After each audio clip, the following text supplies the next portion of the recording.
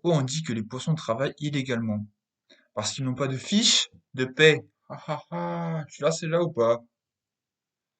Bon, plus sérieusement, bonjour YouTube, c'est Alcas35 et aujourd'hui on va parler du match entre Porto et la Juventus de Turin, le match retour.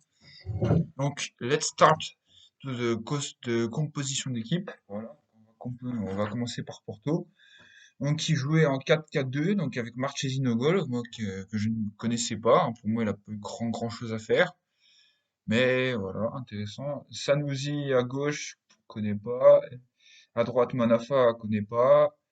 L'un défense central, Pemba et Pepe. Donc Pemba connaît pas. Par contre, Pepe, il a fait un super match. Franchement, il était exceptionnel dans ses interventions. C'est ce que j'ai aimé chez lui face à son ancien coéquipier du Real Madrid, Cristiano Ronaldo, bien sûr. Et, et voilà, il était juste génial, quoi. Il a fait de la boucherie, tu vois. Mais Pepe, il est connu pour ça aussi. Après, milieu de terrain, Uribe qui a été bon, franchement, il a fait des bonnes interceptions. Pourtant, putain, j'arrive pas à parler. Il était bon. Sergio Oliveira, le doublé qui met, donc c'est lui qui envoie le FC Porto en quart de finale de Ligue des Champions.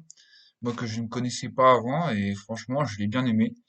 Après, Otavio qui ressemble au joueur de Bordeaux, mais c'est pas le même, malheureusement.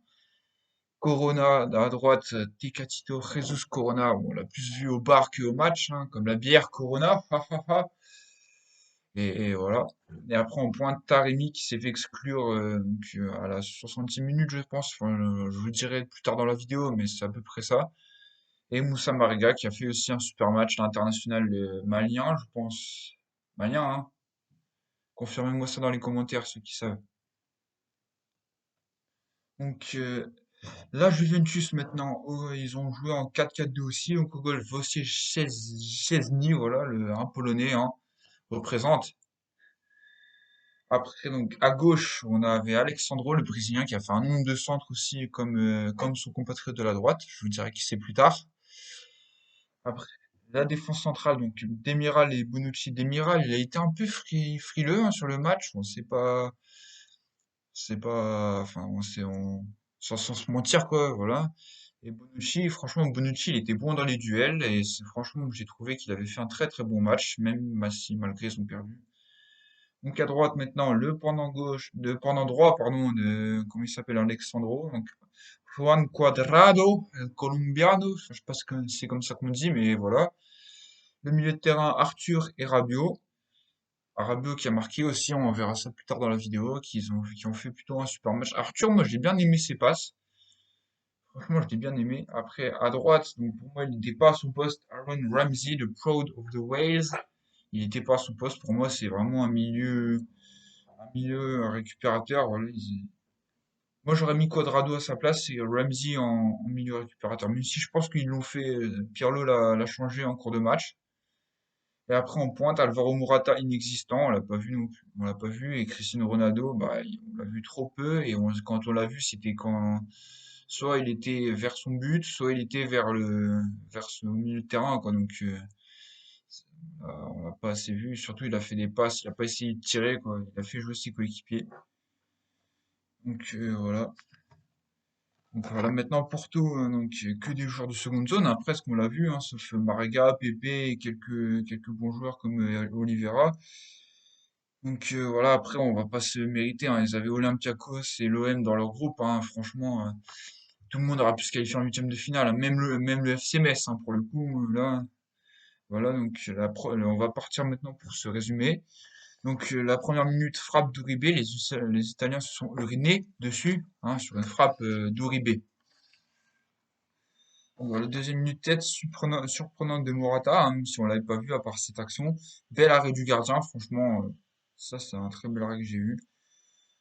Après la sixième minute, grosse frappe de Rubé sous de sa tête, et encore une fois c'était arrêté par Chesney. Chesney qui a fait un plutôt bon match, hein, malgré le but qu'il prend en prolongation. Voilà, la onzième minute, frappe non cadrée Otavio, pardon, Otavio, excusez-moi. Donc voilà, donc le débrief de ce premier quart, donc la Juve est dangereuse, mais voilà, Porto tente de garder leur avantage de but.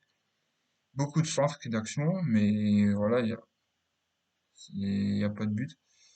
16e minute, penalty obtenu par Tarami, pardon, Pardon, Tamara, c'est un film, même Tamarin, on peut dire aussi Tamarin.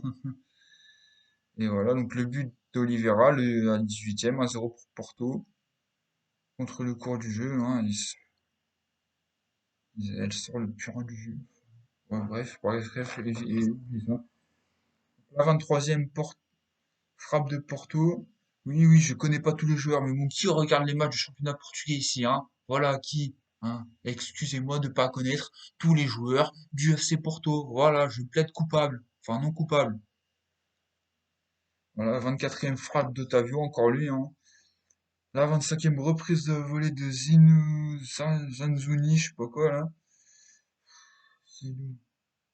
Ouais, bref, de Zeidou. Ah, c'est ça, c'est Zeidou. Zeidou, c'est son prénom, pardon. Voilà, après 26e super barré du gardien de Porto. Il en a fait quelques-uns quand même, mais beaucoup trop peu pour quand t'as une attaque Morata et Ronaldo. Voilà, après 29e frappe de Rabiot arrêté. Donc le deuxième quart, les pieds montés ont les pieds montés en carré, hein. Porto mène contre la Juve, hein. Voilà, les pieds montés, parce que Piémont en fait c'est là où elle habite, enfin c'est là où il y a la ville de Turin, c'est pour ça. Ouais, donc le troisième quart, un peu plus équilibré, donc la Juve y arrive moins, mais il y avait moins d'action. Donc la 45e frappe de Nelson Oliveira, hein, toujours là.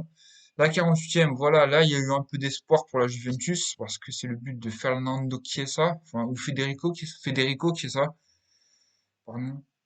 Voilà, Porto c'est Chiesa dessus, hein. Après la tête arrêtée de Ramsey, voilà. Et après donc, la 53e, le rouge de Taremi. Là, c'est un tournant du match en fait. Pourquoi? Parce que indirectement, les joueurs de Porto se sont plus donnés envers pour combattre cette expulsion, c'est-à-dire pour leur ami qui est rentré au vestiaire trop tôt. Et voilà, moi je trouve que c'est extrêmement courageux de la part de Porto face à des Ronaldo, face à des Ramsey, face à des Chesney, face à des Bonucci, de se donner à fond et d'essayer de gagner le match. Donc voilà, 54e sauvetage sur la ligne de Pépé sur Chiesa, il fait de la résistance, hein. C'est Pépé fait de la résistance dans ce match, hein. Voilà, c'est Papi fait de la résistance, mais en version portugaise, quoi. La 62e, la frappe de Bonucci non cadrée. Donc le quatrième quart, la Juve domine clairement. Porto a plié une fois, mais Porto n'abandonnera pas. Et c'est ça qui fait la beauté de ce sport, c'est que c'est qu'il faut pas abandonner, même si en face t'as des Lionel Messi, même si en face t'as des Paulo Dybala, des Mohamed Salah, face des Cristiano Ronaldo, et il y a toujours moyen de gagner le match. Et ça, c'est un bel espoir pour les jeunes Portugais et même pour les jeunes de nos jours. Donc, après le 80e super arrêt de Marquezine sur Chiesa, il a marqué dessus, hein? Marquezine, marqué. Voilà, 60, oh putain, 82e frappe de Porto, donc arrêté par Chesney. 85e, Marega qui frappe aussi. Je pense que c'est Marega d'ailleurs qui frappe la première fois. La 86e frappe de Rabiot. La 90e, le but refusé de Morata. Franchement, une des rares actions où on l'a vu à part la tête en première mi-temps. Le bilan du sixième quart. Donc là, juste encore et encore plus, c'est Porto de Saint. Voilà. Donc là, on arrive à la prolongation parce qu'il y a eu le but aussi de Chiesa. Ah oui, bref, le doublé de Chiesa à la 63e, voilà. J'avais oublié de le citer, oui. Une erreur, excusez-moi. Là, je plaide vraiment coupable. Donc 92e, donc la barre de Cuadrado, c'est une énorme frappe. Voilà, 98e après, tête de Marega sur une inspiration de Corona. L'inspiration, elle était juste géniale. Je vous conseille de la revoir, elle était énorme. Le bilan du septième quart, donc plutôt équilibré, match haché, beaucoup par les fautes, les joueurs sont fatigués, c'est normal. La 108e frappe contrée de CR7, 109e frappe contrée de Kulusevski aussi, frappe arrêtée, pardon, Kulusevski, pardon. Après la 110e frappe cadrée de Krunic, il a changé beaucoup de choses dans son entrée de jeu, je pense que c'est à la place de Otavio, hein, si j'ai pas de conneries. Attends, je vais regarder. Ah non, à la place de Rubé, pardon. Après la 114e but d'Oliveira, donc 3-2, but pour, enfin 2-2, pardon, pour Porto. La 116e parade de Marquezine, 117e but de Rabiot, mais voilà, c'est la fin, quoi. Bilan du 8e quart, Porto y a cru et la Juve est éliminée, quoi. Voilà, Porto qualifié. Voilà, ce qu'on va retenir de ce huitième de finale retour, c'est que Porto a su aller chercher la qualif sur le terrain de Juventus. Voilà. Merci d'avoir suivi ce débrief et abonnez-vous à ma chaîne pour avoir plus de débriefs de foot.